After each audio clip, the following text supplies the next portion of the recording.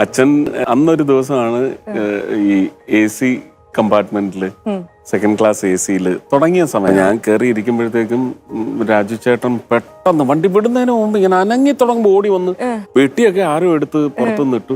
അപ്പൊ ഞാൻ നിക്കുക, നിങ്ങളെന്തിനാ നിക്കുന്നത്, ഇരിക്കേ എന്നൊക്കെ പറഞ്ഞിട്ട് എന്നിട്ട് ഈ വെപ്രാളം, അവന്മാര് ഒതിയും വാങ്ങിച്ചു തന്നില്ല, എന്താ പ്രശ്നം എന്താന്ന്, അല്ല എനിക്ക് വയറ് കാളുന്നു എനിക്ക്.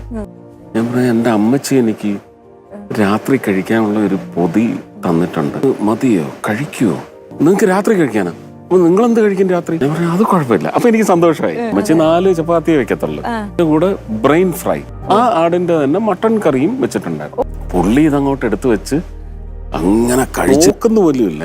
ഞാനിങ്ങനെ നിന്നിങ്ങനെ നോക്കുക. 3-മത്തത് എടുത്തു, 4-മത്തത് എടുത്ത് കഴിച്ചു. പിന്നെ ഞാനങ്ങ് ഇരുന്നു അവിടെ. ഓ അസലായിട്ട് കേട്ടോ. അമ്മയുടെ അടുത്ത് പ്രത്യേകം പറയണേ,